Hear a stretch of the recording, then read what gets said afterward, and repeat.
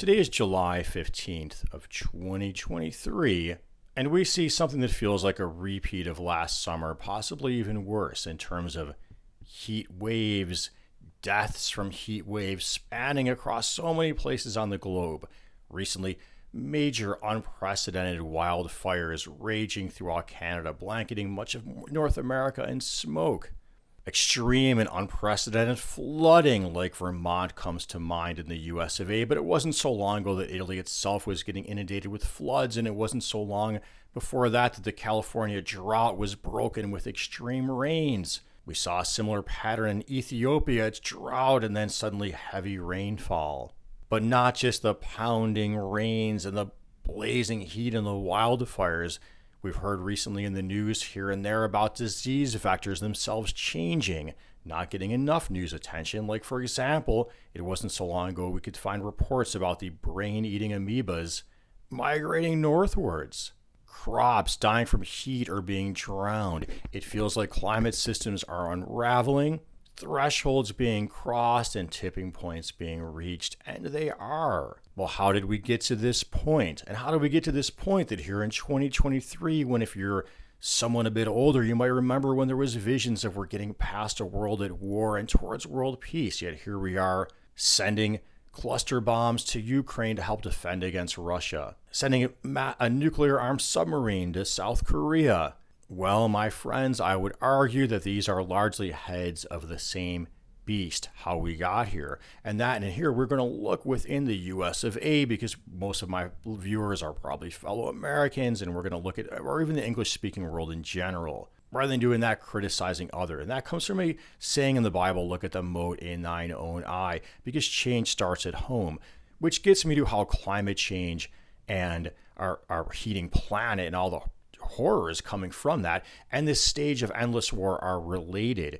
Well, in my opinion, what I've seen over my whole lifetime, let's pick a foreign adversary, vilify them, and then get into a conflict, has served to distract from change at home. And it so far hasn't worked out over my lifetime to the benefit of the target country, and it has not worked out to the benefit of Americans who have disabled, injured, and dead veterans, and a massive debt to support all these military excursions.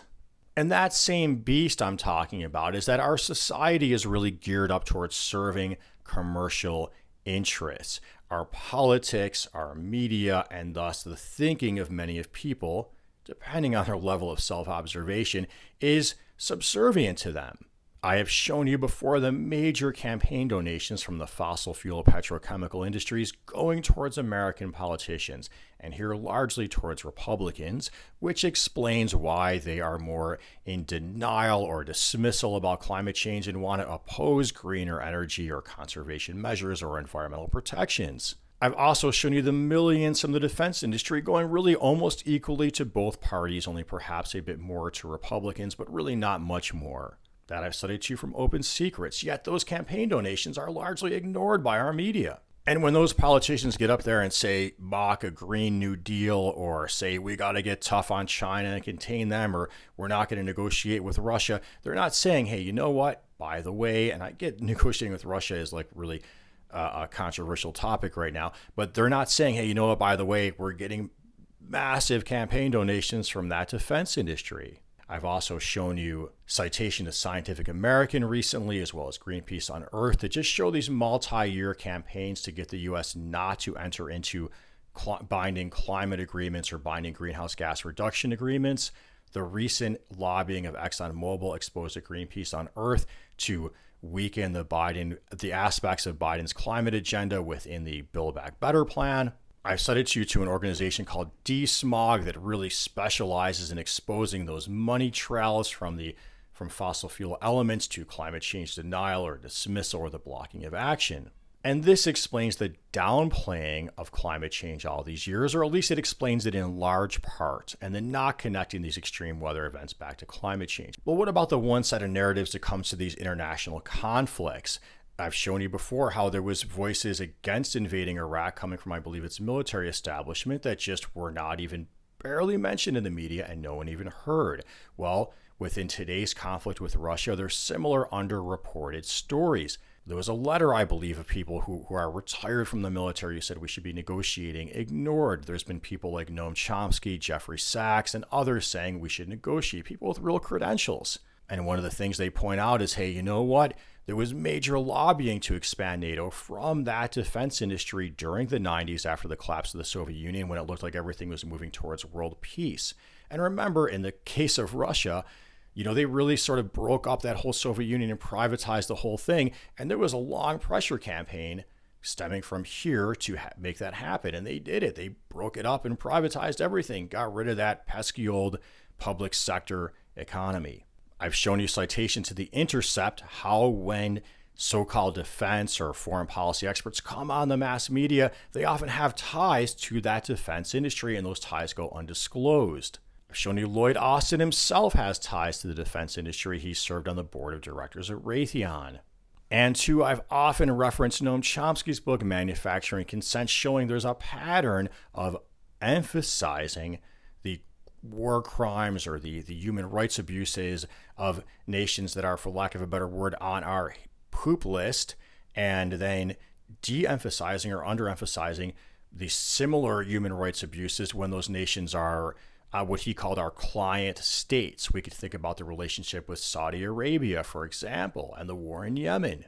And when it comes to addressing climate change or going towards a more peaceful world, encouraging people to let's enter into agreements to de-arm or at least encourage neutrality and start reducing the nuclear weapons stockpiles. And when it comes to saying, let's enter into agreements to scale back this burning of fossil fuels that's superheating our planet, you really got to point out those commercial interests at play, because if you don't, you open yourself up towards those false conspiracy narratives, I call them, which generally will serve to protect those very industries, even though sounding like they're on to some conspiracy here. That's how they're able to successfully vilify climate action when really it's all just about using less stuff.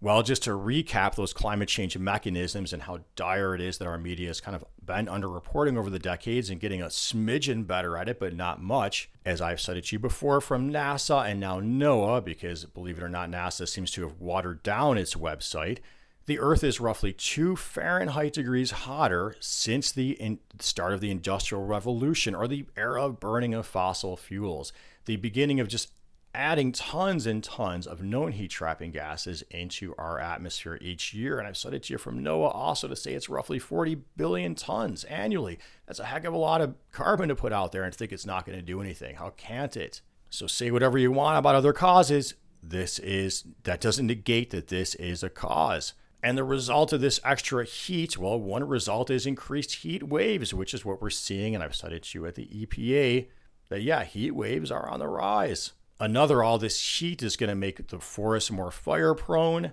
and wildfires are on the rise, both in terms of range and the intensity of burn and the length of the season. Another, with this hotter atmosphere, is that hotter atmosphere I cited you to Scientific American. It retains more moisture, so when it rains, it pours, which is what is happening. Extreme precipitation events are on the rise. To flip it around, it's going to retain that moisture more and lead to more prolonged dry as well. Not as much in the news right now, but changing disease vectors. You got those creepy brain-eating amoebas migrating northward as the climate heats up. So everything is changing. All weather events, all weather phenomena, I don't care if it's El Nino or La Nina, everything is related to the fact that our planet is now hotter because of the introduction of all these greenhouse gases. So all weather events really are climate change driven, rather than just nitpick them and wait for the scientists to come out 5 years later and say, oh, yeah, we got it pinned down now. Meanwhile, our Earth is burning down, or our climate is burning down, our biosphere is burning down more accurately. And these crazy weather patterns everybody likes to talk about, well, like getting snowstorms in Texas, well, part of the reason for that is these oceanic and atmospheric currents are getting sluggish, weaker, and out of whack. And I provided citation for that as well before. Because as that Arctic heats more than the rest of the planet, you're losing that differential between the cold Arctic and the warm equator, losing that nice push and pull that kept all these beautiful circulation patterns circulating, moderating the Earth's climate. And that rapidly heating Arctic brings us to one of the worst ones of all, which is the feedback loops kicking in. Meaning, like an example one of a climate feedback loop, as we lose that ice, Earth loses its reflector, more heat absorbed, more ice lost. So this monstrosity is set in motion. Another really scary feedback loop is this: the Arctic is warming, that permafrost is thawing, potentially a massive carbon or methane bomb to be added to the atmosphere. And this is why we're seeing predictions that parts of the earth are going to be uninhabitable. We can already see how places are just getting almost too hot to live today. We see crops currently getting drowned or burnt, and that's predicted to get worse in the future. So rather than just repeat the cycle of take all this public anger and agitation, which anger and agitation is also another climate effect. As things get hotter, people tend to get more agitated, or as their lives are getting upended by storms that didn't used to hit their region, like tornadoes now plowing through the old South, they're going to get cranky. And that crankiness leads them towards what they want to do something with that crankiness. And the media offers the outlet of, hey, look at the bad guys. Let's focus on them. And that means nothing's going to change at home again. So I hope this helped in breaking what I call the cycle of our subservience to commercial interests that are just vested within our political system and our media. I hope you found this interesting and it was what you wanted to hear right now in terms of the current events you see happening and unraveling these before you, this super hot July, these like heat records being broken, and why we're still getting into all these conflicts. And I think if you don't look at those commercial interests, like I said, people are going to fill in the narrative with other false conspiracy theories. So if you found this video helpful, interesting, please make sure you're subscribed, you're commenting, you're liking, and let me know what you think about it, if it's too much of like redundant material or it's what you want to hear right now.